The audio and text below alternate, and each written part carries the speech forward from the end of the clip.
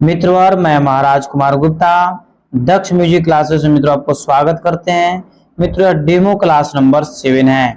मित्रों जितने भी हमारे मित्रों बीपीएससी टीआरए 3 या मित्रों या 4.0 का मित्रों तैयारी कर रहे हैं उनके लिए मित्रों यह म्यूजिक क्लास मित्रों अति हेल्पफुल होने वाला है। मित्रों डेमो क्लास के तुरंत बाद मित्रों हम डिटेल से मित्रों आपको थ्योरी विद एमसीक्यू मित्रों प्रश्न हम लेकर के आएंगे जो आपके एग्जाम्स के लिए मित्रों रामबाण साबित होगा। मित्रों एग्जाम आपको निकालने में 100% मित्रों मदद करेंगे। इसके लिए मित्रों आप हमसे जरूर मित्रों क्लास को ज्वाइन करें और मित्रों मेरे द्वारा तैयार किए गए पैकेज के मित्रों आप जरूर मित्रों परचेज करें। मित्रों आपको लिख ही दे देंगे कि 100% मित्रों आपको रिजल्ट देंगे तो देंगे। मित्रों डेमो क्लास 7 का पहले प्रश्न मित्रों क्लियर कीजिएगा। तबले का आविष्कार किसने किया था?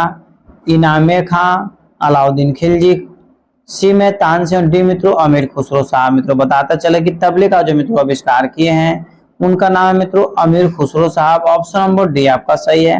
मित्रों इसी तरीका के मित्रों सभी प्रश्नों का डिटेल्स डिस्क्रिप्शन मित्रों आपको हम देंगे। एक चीज और मित्रों बताएंगे कि अमीर खुसरो अलाउद्दीन खिलजी के दरबार के मित्रों गायक थे। ठीक है, आपसे एग्जाम में पूछ सकता है कि अमीर खुसरो किसके राज दरबार में रहते थे, तो अलाउद्दीन खिलजी के दरबार में मित्रों रहते थे। अगले प्रश्न पर मित्रों क्लियर कीजिएगा। किसी टुकड़े को 3 बार बजाने को क्या कहते हैं? किसी टुकड़े को 3 बार बजाने को क्या कहते हैं? तिहाई, दमदार, बेदमदार या ठेका? मित्रों फट से बताइए कि किसी टुकड़े को 3 बार बजाने को क्या कहते हैं। तो मित्रों बताते चले कि किसी टुकड़े को 3 बार बजाने को मित्रों तिहाई कहते हैं। क्या कहते हैं? तिहाई। मतलब ऑप्शन नंबर एप्पल मित्रों आपका सही है। मित्रों ध्यान दीजिएगा, इसकी व्याख्या पर मित्रों क्लियर कीजिएगा कि किसी टुकड़े को 3 बार बजाने को तिहाई कहते हैं। तिहाई मित्रों 2 प्रकार के होते हैं, पहला है दमदार तिहाई और दूसरा का मित्रों बेदमदार तिहाई। पहला क्या है? दमदार तिहाई, दूसरा का है बेदमदार तिहाई। इस प्रकार मित्रों डेमो क्लास 7 का मित्रों प्रश्न संख्या 4 पर बारीकी से क्लियर कीजिए। मित्रों बताते चले कि इस नंबर के माध्यम से मित्रों आप हमसे कांटेक्ट कीजिए। मित्रों आपको तत्काल मित्रों संपूर्ण बीपीएससी म्यूजिक टीचर के लिए मित्रों आपको कोर्स प्रोवाइड करवाया जाएगा जो मित्रों 100% आपको एग्जाम में टैली करेगा तो करेगा। ठीक है, कायदे के विस्तार को मित्रों क्या कहते हैं? कायदे के विस्तार को क्या कहते हैं? संगति, आवृत्ति, पलटा या कायदा? मित्रों फट से बताइए कि कायदे के मित्रों विस्तार को क्या कहते हैं। तो मित्रों बताते चले कि कायदे के विस्तार को मित्रों पलटा कहते हैं। ऑप्शन नंबर सी मित्रों आपका सही है। ठीक है, मित्रों इसकी व्याख्या पर बारीकी से क्लियर कीजिएगा कि कायदे के विस्तार को मित्रों पलटा कहते हैं। जिस प्रकार राग का विस्तार तान द्वारा किया जाता है उसी प्रकार मित्रों कायदे में पलटा और मित्रों तिहाई दोनों बजाए जाते हैं। संगीत और आवृत्ति मित्रों विस्तार नहीं किया जाता है। संगीत और आवृत्ति का विस्तार नहीं किया जाता है।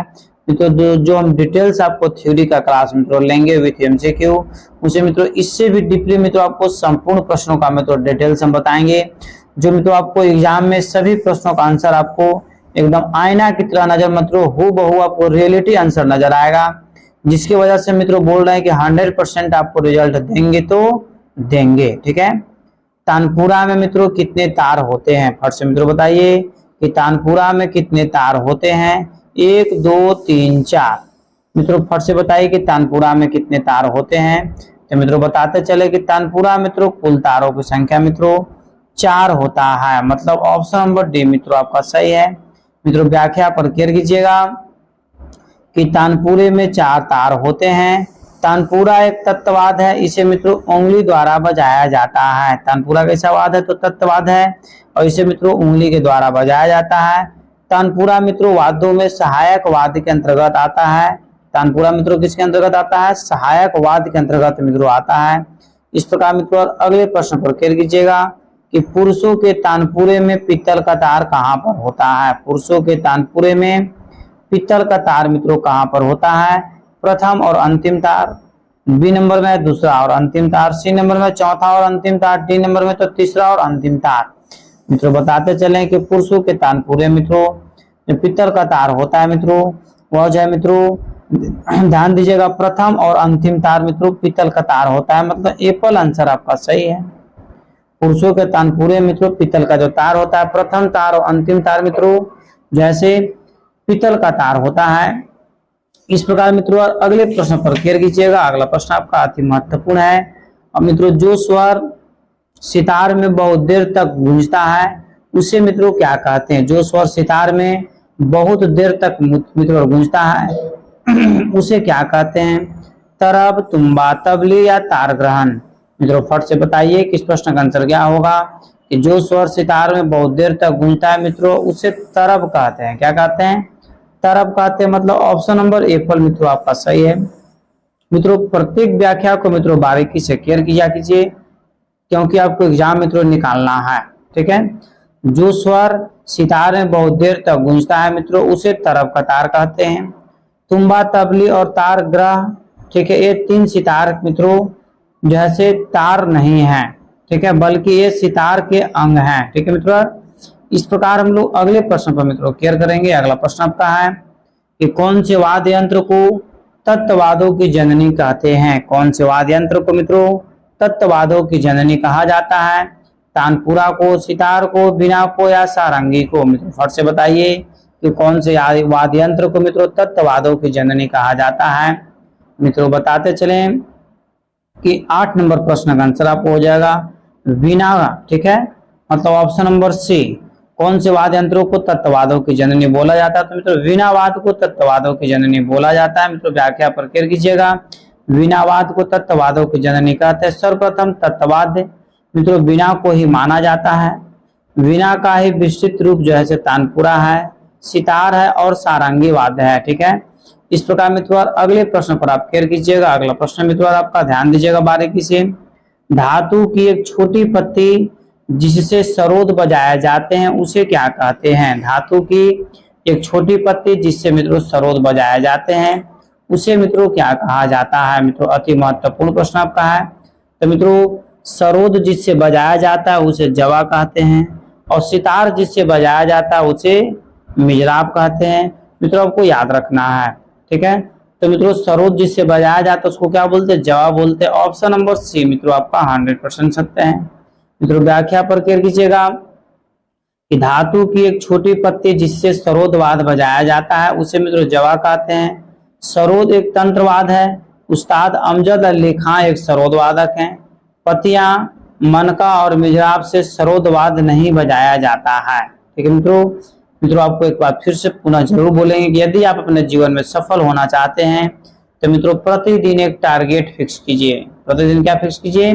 टारगेट फिक्स कीजिए और मित्रों इस टारगेट को पूरा करने में अपना पूरा दिल लगा दीजिए। मित्रों आगे आने वाला समय मित्रों निश्चित है कि आपका कदम सही हो जाएगा तो हो जाएगा। ठीक है मित्रों, प्रश्न पर ध्यान दीजिएगा कि जिन वाद्यों में ध्यान दीजिएगा मित्रों, जिन वाद्यों में चमड़े पर आघात करने से स्वर उत्पन्न होता है उसे क्या कहते हैं? जिन वाद्यों मित्रों जिसे चमड़े पर आघात करने से स्वर उत्पन्न होता है उसे मित्रों क्या कहते हैं? तत्ववाद, सुशीलवाद, अवनतवाद या घनवाद है। मित्रों उसे जो हम लोग बोलते हैं अवनतवाद बोलते हैं। मित्रों ऑप्शन नंबर सी आपका सही है। मित्रों व्याख्या पर क्लियर कीजिएगा कि जिन वाद्यों में आघात करने से मित्रों स्वर उत्पन्न होता है उसे मित्रों अवनतवाद कहा जाता है। जैसे तबला, पखावज आदि जैसे मित्रों अवनतवाद के अंतर्गत आते हैं। सितार तत्ववाद है, शहनाई सुशीलवाद है और मजीरा जो है मित्रों घनवाद के अंतर्गत आते हैं तथा ढोलक मित्रों अवनतवाद के अंतर्गत आते हैं।